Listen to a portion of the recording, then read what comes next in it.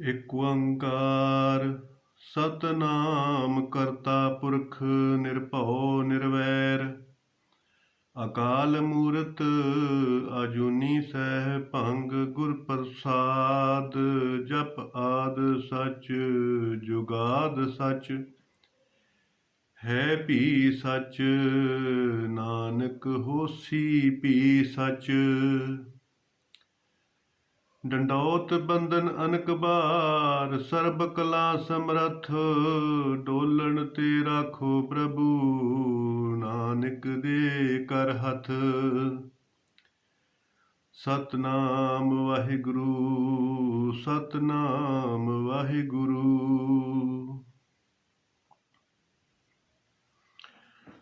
ਤੋ ਸਾਧ ਸੰਗਤ, ਪਰਮੇਸ਼ਰ ਪਰਮਾਤਮਾ ਜੀ ਨੇ ਭਾਈ ਮਨੁੱਖਾ ਦੇ ਦਿੱਤੀ ਆ ਪਰਮਾਤਮਾ ਜੀ ਦੀ ਪ੍ਰਾਪਤੀ ਕਰਨ ਵਾਸਤੇ, ਤੋ ਸੰਸਾਰ ਦੀ ਨਿਵਰਤੀ ਕਰਨ ਵਾਸਤੇ। ਪਰ ਜਿੱਥੇ ਪਰਮਾਤਮਾ ਵਾ ਉੱਥੇ ਮਾਇਆ ਵੀ ਆ। ਤੋ ਇਸ ਕਰਕੇ ਮਾਇਆ ਦਾ ਪ੍ਰਭਾਵ ਹੋਣ ਕਰਕੇ ਪਰਮਾਤਮਾ ਜੀ ਦਾ ਪ੍ਰੇਮ ਭਾਈ ਮਾਇਆ ਵਾਲੇ ਪਾਸੇ ਚੱਲ ਜਾਂਦਾ। ਤੋ ਕਹਿੰਦੇ ਕਿ ਬਿਨ ਬੋਲੇ ਸਭ ਕਿਛ ਜਾਣਦਾ, ਕਿਸ ਆਗੇ ਕੀਜੇ ਅਰਦਾਸ। ਭਾਈ ਪਰਮਾਤਮਾ ਜੀ ਬੋਲਣ ਤੋਂ ਬਗੈਰ ਹੀ ਅੰਦਰਲੀ ਅਵਸਥਾ ਜਾਣਦੇ ਆ। ਜਿਵੇਂ ਬੱਚਾ ਛੋਟਾ ਹੁੰਦਾ ਤੇ ਮਾਂ ਪਿਓ ਪਾਲਦਾ, ਉਹਦੇ ਅੱਗੇ ਖਿਡੌਣਿਆਂ ਦਾ ਢੇਰ ਲਾ ਦਿੰਦਾ। ਪਰ ਜਦੋਂ ਬੱਚਾ ਵੱਡਾ ਹੁੰਦਾ, ਮੰਗਣਾ ਸ਼ੁਰੂ ਕਰ ਦਿੰਦਾ, ਤੇ ਉਦੋਂ ਫਿਰ ਓਨਾ ਕੁਛ ਨਹੀਂ ਉਹਨੂੰ ਮਿਲਦਾ। ਤੋ ਹਰ ਹਰ ਕਿਰਪਾ ਕਰੋ ਪ੍ਰਭ ਦਿਹੋ ਹਰ ਨਾਮ ਨਿਮਖਾਤੀ। ਭਾਈ ਪਰਮਾਤਮਾ ਜੀ ਦੇ ਚਰਨਾਂ ਦੇ ਵਿੱਚ ਨਿਮਖ ਖਿਆਤੀ, ਨਿਮਖ ਮੰਗਣਾ ਚਾਹੀਦਾ। ਪਰਮਾਤਮਾ ਦੇ ਕੋਲੋਂ ਥੋੜ੍ਹਾ ਮੰਗਣਾ ਚਾਹੀਦਾ, ਕਿਉਂਕਿ ਉਹ ਤੇ ਆਪਣੇ ਆਪ ਹੀ ਦੇਈ ਜਾਂਦਾ। ਦੇਂਦਾ ਦੇ ਲੈਂਦੇ ਥੱਕ ਪਾਹੇ, ਜੁਗਾਂ ਜੁਗੰਤਰ ਖਾਈ ਖਾਹੇ। ਪਰਮੇਸ਼ਰ ਪਰਮਾਤਮਾ ਜੀ ਭਾਈ ਸਿੱਧੇ ਰੂਪ ਦੇ ਵਿੱਚ ਸੂਰਜ ਰੋਸ਼ਨੀ ਦਿੰਦਾ, ਸੂਰਜ ਨਿੱਘ ਦਿੰਦਾ, ਹਵਾ ਠੰਡਕ ਦਿੰਦੀ ਆ, ਆਕਸੀਜਨ ਦਿੰਦੀ ਆ, ਸਵਾਸ ਦਿੰਦੀ ਆ। ਇਸੇ ਤਰ੍ਹਾਂ ਧਰਤੀ ਦੇ ਭਾਈ ਤੁਰਦਾ। ਤੋ ਪੀਣ ਵਾਸਤੇ ਪਾਣੀ ਇਹ ਪਰਮਾਤਮਾ ਜੁਗਾਂ ਜੁਗੰਤਰਾਂ ਤੋਂ ਦਈ ਜਾ ਰਿਹਾ। ਤੋ ਲੱਖਾਂ ਲੋਕ ਚਲੇ ਗਏ ਨੇ, ਲੱਖਾਂ ਦੁਨੀਆ ਚਲ ਗਈ ਆ, ਪਰ ਇਹ ਸੂਰਜ ਸਦਾ ਹੀ ਚਮਕਦਾ ਰਹਿੰਦਾ। ਤੋ ਮਹਾਰਾਜ ਕਹਿੰਦੇ ਨੇ ਕਿ ਭਾਈ ਪਰਮਾਤਮਾ ਦੇ ਕੋਲੋਂ ਲੈਣ ਦੀ ਜੁਗਤੀ ਆਉਣੀ ਚਾਹੀਦੀ ਹੈ। ਔਰ ਇਸੇ ਤਰ੍ਹਾਂ ਹੀ ਇੱਕ ਜਿਸ ਤਰ੍ਹਾਂ ਮਨੁੱਖ ਕੋਈ ਬਾਹਰ ਮੇਲੇ ਦੇ ਵਿੱਚ ਜਾਵੇ, ਬਾਜ਼ਾਰ ਦੇ ਵਿੱਚ ਜਾਵੇ, ਅਤੇ ਉਹਦੇ ਕੋਲ ਪੈਸਾ ਕੋਈ ਨਾ ਹੋਵੇ, ਅਤੇ ਉਹਨੂੰ ਲੱਗ ਜਾਵੇ ਭੁੱਖ ਪਿਆਸ, ਉਹ ਤੁਰਿਆ ਫਿਰੇ ਅਤੇ ਭਾਈ ਕਿਸੇ ਦੁਕਾਨ 'ਤੇ ਚੱਲ ਜਾਵੇ ਅਤੇ ਜਾ ਕੇ ਉਹਨੂੰ ਤਰਲਾ ਕਰੇ ਕਿ ਭਾਈ ਮੈਨੂੰ ਭੁੱਖ ਪਿਆਸ ਲੱਗੀ ਆ, ਥੋੜ੍ਹਾ ਪ੍ਰਸ਼ਾਦਾ ਛਕਾ ਦਿਓ, ਥੋੜ੍ਹਾ ਪਾਣੀ ਪਿਆ ਦਿਓ। ਤੋ ਉਹ ਥੋੜ੍ਹਾ ਪ੍ਰਸ਼ਾਦਾ ਦੇ ਦੇਵੇਗਾ, ਪਾਣੀ ਪਿਆ ਦੇਵੇਗਾ। ਅਤੇ ਪਰ ਜੇਕਰ ਉਹ ਭਾਈ ਦੁਕਾਨ ਵਾਲੇ ਨੂੰ ਆਖੇ ਕਿ ਮੈਨੂੰ 5 ਲੀਟਰ ਪਾਣੀ ਦੇ ਦੇ ਅਤੇ ਥੱਬਾ ਪ੍ਰਸ਼ਾਦਿਆਂ ਦੇ ਦੇ, ਤੋ ਫਿਰ ਇਹ ਮੰਗਦਿਆਂ ਸਾਰ ਹੀ ਉਹਦੀ ਬੇਇੱਜ਼ਤੀ ਹੋ ਜਾਏਗੀ। ਤੋ ਇਸੇ ਕਰਕੇ ਮਹਾਰਾਜ ਕਹਿੰਦੇ ਨੇ ਕਿ ਭਾਈ ਲਾਲਚ ਬੁਰੀ ਬਲਾ, ਕਹਿੰਦੇ ਜ਼ਿਆਦਾ ਮੂੰਹ ਵੱਡਣ ਦੇ ਨਾਲ ਮੱਖੀਆਂ ਪੈਂਦੀਆਂ। ਤੋ ਮੰਗਦੇ ਪਰਮਾਤਮਾ ਦੇ ਪਿਆਰੇ ਵੀ ਆ। ਸਗਲ ਭਵਨ ਕੇ ਨਾਇਕਾ ਇੱਕ ਛਿਨ ਦਰਸ਼ਨ ਦਿਖਾਈਏ। ਮਹਾਰਾਜ ਕਹਿੰਦੇ ਕਿ ਛਿਨ ਪਾਰ ਦਰਸ਼ਨ ਦਿਓ। ਪਰਮਾਤਮਾ ਦੇ ਪਿਆਰੇ ਵੀ ਮੰਗਦੇ ਆ ਭਾਈ। ਦਾਲ ਸੀਦਾ ਮੰਗੂ ਘਿਓ, ਹਮਰਾ ਖੁਸ਼ੀ ਕਰੇ ਦਿੱਤ ਜੀਓ।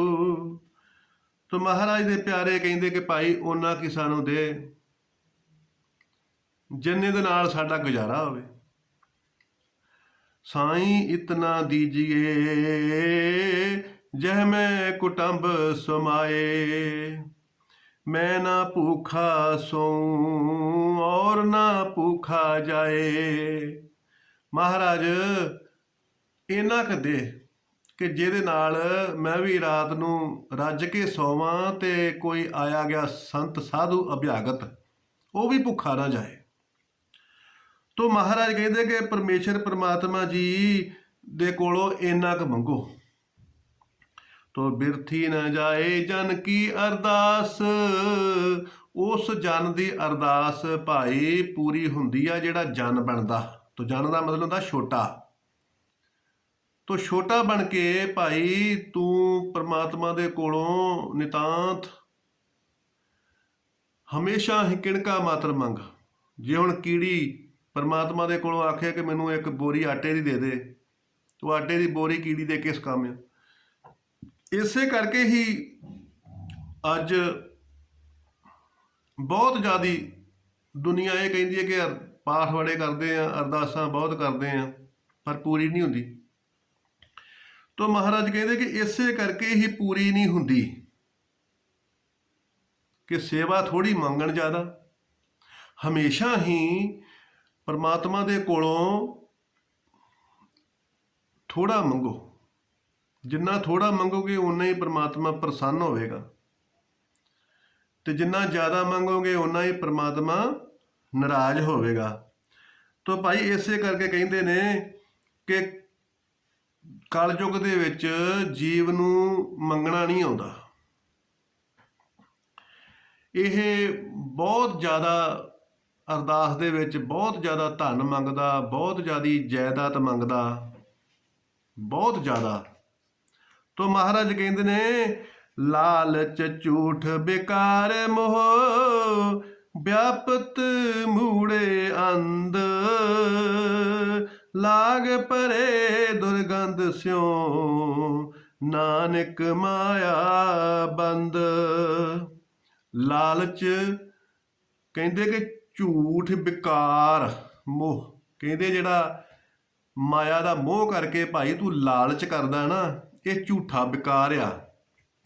ਔਰ ਇਸ ਝੂਠੇ ਬੇਕਾਰ ਦੇ ਜਾਲ ਦੇ ਵਿੱਚ ਤੂੰ ਮੂੜੇ ਅੰਧ, ਅਗਿਆਨੀ ਜੀਵ, ਤੂੰ ਇਸ ਮੂੜੇ ਅੰਧ ਵਿੱਚ ਫਸ ਜਾਏਗਾ। ਤੂੰ ਝੂਠ ਵਿੱਚ ਫਸ ਜਾਏਗਾ, ਜੰਜਾਲ ਦੇ ਵਿੱਚ ਫਸ ਜਾਏਗਾ। ਤੋ ਮਹਾਰਾਜ ਕਹਿੰਦੇ ਨੇ ਕਿ ਭਾਈ ਲਾਗ ਪਰੇ ਦੁਰਗੰਧ ਸਿਉ, ਲਾਗ ਪਰੇ ਦੁਰਗੰਧ ਸਿਉ। ਤੋ ਕਹਿੰਦੇ ਕਿ ਭਾਈ ਦੁਰਗੰਧ ਦੇ ਨਾਲ ਤੂੰ ਫਸ ਗਿਆ। ਤੋ ਮਹਾਰਾਜ ਕਹਿੰਦੇ ਨੇ ਕਿ ਜਿਸ ਤਰ੍ਹਾਂ ਕੋਈ ਫੁੱਲ ਉੱਗਿਆ ਹੁੰਦਾ ਤੇ ਉਹ ਫੁੱਲ ਜਿਹੜਾ ਹੈਗਾ ਉਹ ਬਹੁਤ ਸੁੰਦਰ ਲੱਗਦਾ, ਮਹਿਕ ਦਿੰਦਾ, ਤੇ ਜਿਹੜਾ ਅਗਿਆਨੀ ਜੀਵ ਆ ਉਹ ਸੋਚਦਾ ਵਾ ਕਿ ਫੁੱਲ ਦੀ ਸੁੰਦਰਤਾ ਬਹੁਤ ਆ, ਫੁੱਲ ਵਿੱਚੋਂ ਮਹਿਕ ਬਹੁਤ ਆਉਂਦਾ, ਤੇ ਜਿਹਦੇ ਵਿੱਚੋਂ ਉੱਗਿਆ ਵਾ ਉਸ ਰੂੜੀ ਦੇ ਵਿੱਚ ਕਿੰਨਾ ਮਹਿਕ ਹੋਵੇਗਾ। ਤੋ ਮਹਾਰਾਜ ਕਹਿੰਦੇ ਕਿ ਉਹ ਰੂੜੀ ਦਾ ਮਹਿਕ ਲੈਣ ਲੱਗ ਪੈਂਦਾ। ਤੋ ਮਹਾਰਾਜ ਕਹਿੰਦੇ ਕਿ ਉੱਥੇ ਫੇ ਭਾਈ ਉਹਨੂੰ ਸੁਗੰਧੀ ਨਹੀਂ ਦੁਰਗੰਧੀ ਪ੍ਰਾਪਤ ਹੋਏਗੀ। ਫੁੱਲ ਜ਼ਰੂਰ ਰੂੜੀ ਦੇ ਵਿੱਚੋਂ ਹੀ ਨਿਕਲਿਆ, ਪਰ ਰੂੜੀ ਦੇ ਵਿੱਚ ਉਹ ਮਹਿਕ ਨਹੀਂ ਹੈਗਾ ਜਿਹੜਾ ਫੁੱਲ ਦੇ ਵਿੱਚ ਮਹਿਕ ਆ। ਤੇ ਕਿਉਂਕਿ ਫੁੱਲ ਜਿਹੜਾ ਹਲਕਾ ਹੁੰਦਾ, ਇਸ ਕਰਕੇ ਫੁੱਲ ਦੇ ਵਿੱਚੋਂ ਮਹਿਕ ਆਉਂਦਾ। ਤਾਂ ਹੀ ਪ੍ਰਮਾਤਮਾ ਜੀ ਦੇ ਚਰਨਾਂ ਦੇ ਵਿੱਚ ਫੁੱਲ ਚੜਾਇਆ ਜਾਂਦਾ ਕਿ ਭਾਈ ਇਹ ਜਿਹੜਾ ਹਿਰਦਾ ਵਾ, ਇਸ ਹਿਰਦੇ ਦੇ ਵਿੱਚੋਂ ਜਦੋਂ ਕਪਟ ਨਿਕਲ ਜਾਂਦਾ, ਰਾਗ ਦਵੇਸ਼ ਨਿਕਲ ਜਾਂਦਾ, ਤੇ ਇਹ ਹਿਰਦਾ ਫੁੱਲ ਵਰਗਾ ਹਲਕਾ ਹੋ ਜਾਂਦਾ। ਤਾਂ ਮਹਾਰਾਜ ਹਿਰਦੇ ਨੂੰ ਫੁੱਲ ਦੀ ਨਿਆਈ ਦਿੱਤਾ ਕਿ ਜਿਵੇਂ ਫੁੱਲ ਮਹਾਰਾਜ ਦੇ ਚਰਨਾਂ 'ਚ ਭੇਟਾ ਕਰਦੇ ਆ, ਉਹਦਾ ਮਤਲਬ ਇਹ ਹੁੰਦਾ ਕਿ ਜਿਵੇਂ ਫੁੱਲ ਹਲਕਾ, ਇਸੇ ਤਰ੍ਹਾਂ ਹੀ ਇਸ ਹਿਰਦੇ ਦੇ ਵਿੱਚੋਂ ਜਦੋਂ ਕਪਟ ਨਿਕਲ ਜਾਂਦਾ, ਝੂਠ ਫਰੇਬ ਨਿਕਲ ਜਾਂਦਾ, ਤੇ ਇਹ ਫੁੱਲ ਜਿਹੜਾ ਹਿਰਦਾ ਇਹ ਫੁੱਲ ਵਰਗਾ ਹਲਕਾ ਹੋ ਜਾਂਦਾ ਤੇ ਪ੍ਰਮਾਤਮਾ ਦੇ ਚਰਨਾਂ ਦੇ ਵਿੱਚ ਪ੍ਰਵਾਨ ਹੋ ਜਾਂਦਾ। ਤੋਂ ਮਹਾਰਾਜ ਕਹਿੰਦੇ ਕਿ ਇਸੇ ਤਰ੍ਹਾਂ ਹੀ ਜਿਹੜਾ ਪਰਮਾਤਮਾ ਵਾ ਫੁੱਲ ਵਾ ਤੇ ਇਹਦੀ ਜਿਹੜੀ ਮਾਇਆ ਵਾ ਉਹ ਰੂੜੀ ਆ। ਤੋ ਤੂੰ ਭਾਈ ਪਰਮਾਤਮਾ ਦਾ ਮਹਿਕ ਲੈਣਾ, ਰੂੜੀ ਦਾ, ਮਾਇਆ ਦਾ ਮਹਿਕ ਨਹੀਂ ਲੈਣਾ। ਤੋ ਦੁੱਧ ਤੇ ਪਵਿੱਤਰ ਹੁੰਦਾ, ਪਰ ਜਦੋਂ ਜੇ ਉਹਨੂੰ ਕੋਈ ਮੈਲਾ ਲੱਗ ਜਾਵੇ ਤਾਂ ਫਿਰ ਉਹ ਸਾਰਾ ਦੁੱਧ ਹੀ ਖਰਾਬ ਹੋ ਜਾਂਦਾ। ਤੋ ਇਸੇ ਤਰ੍ਹਾਂ ਹੀ ਜੀਵ ਆਤਮਾ ਵਾ ਪਵਿੱਤਰ ਆ, ਪਰ ਜੇ ਸ਼ੰਕਾ ਹੋ ਜਾਵੇ ਤਾਂ ਫਿਰ ਜੀਵ ਆਤਮਾ ਜਿਹੜੀ ਹੈਗੀ ਆ ਉਹ ਮਲੀਨ ਹੋ ਜਾਂਦੀ ਆ। ਤੋ ਮਹਾਰਾਜ ਕਹਿੰਦੇ ਕਿ ਇਸੇ ਤਰ੍ਹਾਂ ਨਿਮਖ ਖਿਆਤੀ, ਨਿਮਖ ਭਾਵ ਦੇ ਵਿੱਚ ਪਰਮਾਤਮਾ ਦੇ ਕੋਲੋਂ ਮੰਗਣਾ ਕਿ ਮਹਾਰਾਜ ਛਿਣ ਜਿੰਨਾ ਧਨ ਦੇ, ਛਿਣ ਜਿੰਨੀ ਜਾਇਦਾਦ ਦੇ, ਛਿਣ ਜਿੰਨਾ ਨਾਮ ਦੇ, ਛਿਣ ਜਿੰਨੀ ਸੇਵਾ ਦੇ। ਤੋ ਛਿਣ ਜਿੰਨਾ ਪਰਮਾਤਮਾ ਜੀ ਆਪਣਾ ਦਰਸ਼ਨ ਦਿਓ, ਤੋ ਫਿਰ ਪਰਮਾਤਮਾ ਜੀ ਪ੍ਰਸੰਨ ਹੋ ਕੇ ਸਾਰੀਆਂ ਬਰਕਤਾਂ ਵੀ ਦੇਣਗੇ ਤੇ ਪ੍ਰਸੰਨਤਾ ਦੇ ਨਾਲ ਦਰਸ਼ਨ ਵੀ ਦੇਣਗੇ। ਤੋ ਪ੍ਰੇਮ, ਜਿਹੜਾ ਪ੍ਰੇਮ ਆ, ਜਦੋਂ ਪ੍ਰੇਮ ਦਿੰਦੇ ਆ ਪਰਮਾਤਮਾ ਨੂੰ, ਤੋ ਫਿਰ ਪਰਮਾਤਮਾ ਜਿਹੜਾ ਹੈਗਾ ਉਹ ਵਸ ਹੋ ਜਾਂਦਾ। ਕਹਿੰਦੇ ਵਸ ਭਗਤਾਂ ਨੇ ਕੀਤਾ ਪ੍ਰੇਮ ਦੀਆਂ ਪਾ ਕੇ ਡੋਰੀਆਂ। ਤੋ ਸਾਧ ਸੰਗਤ, ਇੱਕ ਰਾਜਾ ਸੀਗਾ ਤੇ 7 ਉਹਦੀਆਂ ਰਾਣੀਆਂ ਸੀ। ਤੇ ਰਾਜਿਆਂ ਦੇ ਸ਼ੌਂਕ ਹੁੰਦੇ ਆ ਬੱਲੇ ਬੱਲੇ। ਇੱਕ ਵਾਰੀ ਰਾਜੇ ਨੇ ਸੋਚਿਆ ਕਿ ਸਾਰੀ ਪ੍ਰਜਾ ਦੀ ਤੇ ਸਾਰੀਆਂ ਰਾਣੀਆਂ ਦੀ ਇੱਕ ਵਾਰੀ ਪ੍ਰੀਖਿਆ ਲੈਣੀ ਚਾਹੀਦੀ ਹੈ। ਤੋ ਰਾਜੇ ਨੇ ਇੱਕ ਬਹੁਤ ਵੱਡਾ ਬਾਗ ਦੇ ਵਿੱਚ ਵਸਤੂਆਂ ਦਾ ਮੇਲਾ ਲਾਇਆ, ਬਾਜ਼ਾਰ ਲਾਇਆ, ਤੇ ਸਾਰੇ ਉਹਨੇ ਢੰਡੋਰਾ ਪਿਟਵਾਇਆ ਕਿ ਭਾਈ ਰਾਣੀਆਂ, ਮੰਤਰੀ, ਪ੍ਰਜਾ, ਜਿਹਨੂੰ ਜੋ ਕੁਝ ਚਾਹੀਦਾ ਲੈ ਜਾਵੇ। ਰਾਜਾ ਆਪ ਉੱਚੇ ਸਿੰਘਾਸਨ ਤੇ ਚੜ੍ਹ ਕੇ ਤੇ ਬੈਠਾ, ਇਹ ਸਭ ਕੁਝ ਦੇਖਦਾ ਰਿਹਾ। ਤੇ ਜਿਹੜਾ ਦਿਨ ਮਿਥਿਆ ਸੀਗਾ, ਉਸ ਦਿਨ ਫਿਰ ਪ੍ਰਜਾ ਵੀ ਆਈ, ਮੰਤਰੀ ਵੀ ਆਏ, ਰਾਣੀਆਂ ਵੀ ਆਈਆਂ। ਕੋਈ ਖਾਣ ਪੀਣ ਦਾ ਸਮਾਨ ਲੈ ਗਿਆ, ਕੋਈ ਕੱਪੜੇ ਲੈ ਗਿਆ, ਕੋਈ ਮੰਤਰੀ ਘੋੜਾ ਲੈ ਗਿਆ, ਕੋਈ ਹਾਥੀ ਲੈ ਗਿਆ। ਰਾਣੀਆਂ ਵੀ ਆਈਆਂ, ਰਾਣੀਆਂ ਵੀ ਕੋਈ ਗਹਿਣਿਆਂ ਦਾ ਥਾਲ ਲੈ ਗਈ, ਕੋਈ ਮੋਤੀਆਂ ਦਾ ਥਾਲ ਲੈ ਗਈ, ਕੋਈ ਕੱਪੜਿਆਂ ਦਾ ਥਾਲ ਲੈ ਗਈ। ਤੋ ਆਪਣੀ ਆਪਣੀ ਇੱਛਾ ਦੇ ਅਨੁਸਾਰ ਸਾਰੀਆਂ ਰਾਣੀਆਂ ਜਿਹੜੀਆਂ ਸੀਗੀਆਂ ਉਹ ਵਸਤੂਆਂ ਲੈ ਗਈਆਂ, ਪ੍ਰਜਾ ਲੈ ਗਈ, ਮੰਤਰੀ ਲੈ ਗਏ, ਸਾਰੇ ਲੈ ਗਏ। ਰਾਜੇ ਨੇ ਫਿਰ ਸ਼ਾਮ ਨੂੰ ਦੇਖਿਆ ਕਿ ਜਦੋਂ ਹੁਣ ਸਾਰੇ ਹੋ ਕੇ ਚਲੇ ਗਏ ਆ, ਤੇ ਮੰਤਰੀ ਨੂੰ ਪੁੱਛਣ ਲੱਗਾ ਕਿ ਸਾਰੇ ਹੁਣ ਪਤਾ ਕਰੋ ਵੀ ਸਾਰੇ ਲੈ ਗਏ ਵਸਤੂਆਂ। ਜਦੋਂ ਮੰਤਰੀ ਨੇ ਸਾਰੇ ਪਤਾ ਕੀਤਾ ਤੇ ਫਿਰ ਮੰਤਰੀ ਨੇ ਜਾ ਕੇ ਰਾਜੇ ਨੂੰ ਸੂਚਨਾ ਦਿੱਤੀ ਕਿ ਰਾਜਨ, ਬਾਕੀ ਦੇ ਸਾਰੇ ਲੈ ਗਏ ਆ, ਪਰ ਜਿਹੜੀ ਸਭ ਤੋਂ ਛੋਟੀ ਰਾਣੀ ਆ ਉਹ ਕੁਝ ਨਹੀਂ ਲੈ ਕੇ ਗਈ। ਤੇ ਰਾਜਾ ਫਿਰ ਸੋਚਣ ਲੱਗਾ ਕਿ ਉਹ ਕਿਉਂ ਨਹੀਂ ਲੈ ਕੇ ਗਈ, ਉਹਨੂੰ ਕੀ ਚਾਹੀਦਾ। ਤੇ ਰਾਜੇ ਨੇ ਉਸ ਰਾਣੀ ਨੂੰ ਸੁਨੇਹਾ ਭੇਜਿਆ ਕਿ ਭਾਈ ਜੋ ਤੈਨੂੰ ਚਾਹੀਦਾ ਉਹ ਤੂੰ ਲੈ ਜਾ, ਕਿ ਹੁਣ ਜਿਹੜਾ ਬਾਕੀ ਦਾ ਰਹਿੰਦਾ ਸਮਾਨ ਆ ਉਹ ਫਿਰ ਸਾਂਭ ਲੈਣਾ। ਉਹ ਰਾਣੀ ਫੇਰ ਨਾ ਆਈ। ਰਾਜੇ ਨੇ ਆਖਿਆ ਕਿ ਪਤਾ ਨਹੀਂ ਰਾਣੀ ਆਉਂਦੀ ਕਿਉਂ ਨਹੀਂ, ਉਹਨੂੰ ਕੀ ਚਾਹੀਦਾ ਵਾ। ਰਾਜੇ ਨੇ ਫੇਰ ਸਪੈਸ਼ਲ ਮੰਤਰੀ ਭੇਜੇ ਤੇ ਫਿਰ ਰਾਣੀ ਨੂੰ ਜਾ ਕੇ ਆਖਿਆ ਕਿ ਰਾਜਾ ਸਾਹਿਬ ਕਹਿ ਰਹੇ ਕਿ ਤੁਸੀਂ ਵੀ ਆਪਣੀ ਇੱਛਾ ਅਨੁਸਾਰ ਕੋਈ ਵਸਤੂ ਲੈ ਜਾਓ। ਤੇ ਰਾਣੀ ਨੇ ਫਿਰ ਆਖਿਆ ਕਿ ਠੀਕ ਆ। ਰਾਣੀ ਨੇ ਲਾਲ ਕਾਗਜ਼ ਲਿਆ ਤੇ ਉੱਤੇ ਸਾ ਲਿਖਤਾ ਤੇ ਉਹਨੂੰ ਮੰਤਰੀ ਨੂੰ ਦੇਤਾ ਕਿ ਆਹ ਰਾਜਾ ਸਾਹਿਬ ਨੂੰ ਦੇ ਦਿਓ ਕਿ ਮੈਨੂੰ ਆਹ ਵਸਤੂ ਚਾਹੀਦੀ ਆ। ਤੇ ਮੰਤਰੀ ਜਾ ਕੇ ਲੈ ਗਏ, ਜਾ ਕੇ ਤੇ ਰਾਜਾ ਸਾਹਿਬ ਨੂੰ ਦੇਤਾ ਕਿ ਰਾਜਾ ਸਾਹਿਬ ਛੋਟੀ ਰਾਣੀ ਆਹ ਵਸਤੂ ਮੰਗਦੀ ਆ। ਰਾਜੇ ਨੇ ਵੇਖੀ ਕਿ ਮੈਨੂੰ ਤੇ ਉੱਤੇ ਲਿਖਿਆ ਕੁਝ ਨਹੀਂ ਦਿਸਦਾ, ਕੋਈ ਵਸਤੂ ਨਹੀਂ ਦਿਸਦੀ, ਇਕੱਲਾ ਹੀ ਸਾਬ ਆ। ਪੁੱਛਿਆ ਕਿਛਿਆ ਪਤਾ ਨਾ ਲੱਗਾ। ਫਿਰ ਵਿਦਵਾਨ ਨੂੰ ਸੱਦਿਆ, ਵਿਦਵਾਨ ਨੂੰ ਪੁੱਛਿਆ ਕਿ ਭਾਈ ਇਹ ਕੀ ਲਿਖਿਆ। ਵਿਦਵਾਨ ਨੇ ਫਿਰ ਦੇਖਿਆ ਤੇ ਉਹਨੇ ਫਿਰ ਦੱਸਿਆ ਕਿ ਰਾਜਨ, ਇਹ ਰਾਣੀ ਨੇ ਲਾਲ ਕਾਗਜ਼ ਤੇ ਸਾ ਲਿਖਿਆ ਕਿ ਲਾਲ ਸਾਹ, ਕਿ ਰਾਜਾ ਮੈਨੂੰ ਹੋਰ ਕੁਝ ਨਹੀਂ ਚਾਹੀਦਾ, ਮੈਨੂੰ ਤੂੰ ਹੀ ਚਾਹੀਦਾ, ਮੈਨੂੰ ਤੇਰਾ ਹੀ ਪ੍ਰੇਮ ਚਾਹੀਦਾ, ਮੈਨੂੰ ਹੋਰ ਕੋਈ ਵਸਤੂ ਨਹੀਂ ਚਾਹੀਦੀ। ਤੇ ਰਾਜਾ ਸੁਣ ਕੇ ਹੈਰਾਨ ਹੋ ਗਿਆ, ਅੱਖਾਂ ਖੁੱਲ ਗਈਆਂ ਰਾਜੇ ਦੀਆਂ। ਰਾਜਾ ਸਟੇਜ ਤੋਂ ਉਤਰਿਆ, ਤਖਤ ਤੋਂ ਉਤਰ ਕੇ ਸਿੱਧਾ ਹੀ ਛੋਟੀ ਰਾਣੀ ਦੇ ਮਹੱਲਾਂ 'ਚ ਚਲੇ ਗਿਆ। ਤੋ ਮਹਾਰਾਜ ਕਹਿੰਦੇ ਕਿ ਦੂਸਰੀਆਂ ਰਾਣੀਆਂ ਜਿਹੜੀਆਂ, ਉਹਨਾਂ ਨੂੰ ਤਾਂ ਕੋਈ ਥਾਲ ਲੈ ਗਈ ਸੋਨੇ ਦਾ, ਕੋਈ ਥਾਲ ਲੈ ਗਈ ਚਾਂਦੀ ਦਾ, ਕੋਈ ਕੱਪੜੇ ਲੈ ਗਈ, ਕੋਈ ਰੱਥ ਲੈ ਗਈ। ਪਰ ਇਸ ਰਾਣੀ ਦੇ ਕੋਲ ਤੇ ਰਾਜਾ ਆਪ ਹੀ ਚਲ ਗਿਆ। ਇਹ ਸਾਰਿਆਂ ਨਾਲੋਂ ਚੰਗੀ ਰਹਿ ਗਈ। ਜਿਹਦੇ ਕੋਲ ਰਾਜਾ ਹੀ ਚਲ ਗਿਆ, ਉਹਦੇ ਕੋਲ ਸਭ ਕੁਝ ਹੀ ਆ ਗਿਆ। ਤੋ ਮਹਾਰਾਜ ਕਹਿੰਦੇ ਕਿ ਭਾਈ ਇਸੇ ਤਰ੍ਹਾਂ ਹੀ ਸੰਸਾਰ ਦੇ ਵਿੱਚ ਇਸਤਰੀ ਨੂੰ ਵੀ ਕਰਨਾ ਚਾਹੀਦਾ, ਕਿ ਇਹ ਨਹੀਂ ਕਿ ਪਤੀ ਕੋਲ ਬੈਠਾ ਤੇ ਕੁੜ ਕਰੀ ਜਾਵੇ ਕਿ ਫਲਾਣੀ ਨੇ ਵਧੀਆ ਸੂਟ ਪਾਇਆ ਮੈਨੂੰ ਵੀ ਲੈ ਕੇ ਦੇ, ਫਲਾਣੀ ਨੇ ਵਧੀਆ ਗਹਿਣਾ ਪਾਇਆ ਮੈਨੂੰ ਵੀ ਲੈ ਕੇ ਦੇ, ਉਹ ਚੀਜ਼ ਫਲਾਣੇ ਦੇ ਘਰ ਆਈ ਆ, ਉਹ ਚੀਜ਼ ਫਲਾਣੇ ਦੇ ਘਰ ਆਈ ਆ।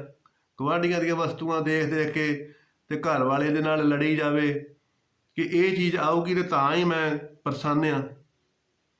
ਤੋ ਹਰ ਵੇਲੇ ਨਹੀਂ ਸਤਾਉਣਾ ਚਾਹੀਦਾ ਭਾਈ। ਕਿਸੇ ਵੇਲੇ ਜਨਾਨੀ ਨੂੰ, ਪਤੀ ਨੂੰ ਇਹ ਵੀ ਕਹਿਣਾ ਚਾਹੀਦਾ ਕਿ ਪਤੀ ਦੇਵ ਮੈਨੂੰ ਕੁਝ ਨਹੀਂ ਚਾਹੀਦਾ, ਮੈਨੂੰ ਤੁਹਾਡੀ ਸੇਵਾ ਚਾਹੀਦੀ, ਮੈਨੂੰ ਤੁਹਾਡਾ ਪ੍ਰੇਮ ਚਾਹੀਦਾ। ਇਹ ਬਹਾਦਰੀ ਕਰਕੇ ਦੇਖੇ ਤੇ ਫਿਰ ਪਤੀ ਦਾ ਪ੍ਰੇਮ ਵੀ ਮਿਲਦਾ ਤੇ ਭਾਈ ਪਰਮਾਤਮਾ ਦਾ ਆਸ਼ੀਰਵਾਦ ਵੀ ਮਿਲਦਾ, ਸਾਰੀਆਂ ਬਰਕਤਾਂ ਮਿਲਦੀਆਂ। ਇੱਕ ਵਾਰੀ ਆਪਣੀਆਂ ਇੰਦਰੀਆਂ ਤੇ ਸੰਜਮ ਰੱਖ ਕੇ ਵੇਖੇ ਤੋ ਉਸ ਇਸਤਰੀ ਦਾ ਲੋਕ ਤੇ ਪਰਲੋਕ ਦੋਨੇ ਸੁਹੇਲਾ ਹੋ ਜਾਂਦਾ। ਤੋ ਮਹਾਰਾਜ ਜੀ ਕਹਿੰਦੇ ਕਿ ਜਿਹੜਾ ਪ੍ਰੇਮ ਹੁੰਦਾ ਨਾ, ਸਾਚ ਕਹੂੰ ਸੁਨ ਲੇਹ ਸਭੇ, ਜਿਨ ਪ੍ਰੇਮ ਕੀਓ ਤਿਨ ਹੀ ਪ੍ਰਭ ਪਾਇਓ। ਕਿ ਭਾਈ ਜਿਹੜਾ ਪ੍ਰੇਮ ਹੁੰਦਾ ਨਾ, ਉਹ ਪਰਮਾਤਮਾ ਦਾ ਰੂਪ ਹੁੰਦਾ। ਪਰਮੇਸ਼ਰ ਪਰਮਾਤਮਾ ਜੀ ਦਾ ਰੂਪ ਹੁੰਦਾ, ਪਰਮਾਤਮਾ ਜੀ ਦਾ ਪ੍ਰੇਮ। ਤੋ ਮਹਾਰਾਜ ਕਹਿੰਦੇ ਕਿ ਇਹੀ ਪ੍ਰੇਮ ਜਦੋਂ ਮਾਂ ਦੀ ਮਮਤਾ ਦਾ ਰੂਪ ਧਾਰਨ ਕਰਦਾ ਵਾ ਤੇ ਫਿਰ ਬੱਚੇ ਨੂੰ ਪਾਲਦੀ ਆ। ਇਹੋ ਹੀ ਪ੍ਰੇਮ ਜਦੋਂ ਪਿਤਾ ਦੇ ਅੰਦਰ ਆਉਂਦਾ ਵਾ ਤੇ ਉਹ ਓਜ ਤੇਜ ਦੇ ਨਾਲ ਆਪਣੇ ਬੱਚੇ ਨੂੰ ਸੰਸਾਰ ਦੇ ਵਿੱਚ ਤੋਰਦਾ ਵਾ, ਸੰਸਾਰ ਦੀ ਸਿਖਲਾਈ ਦਿੰਦਾ।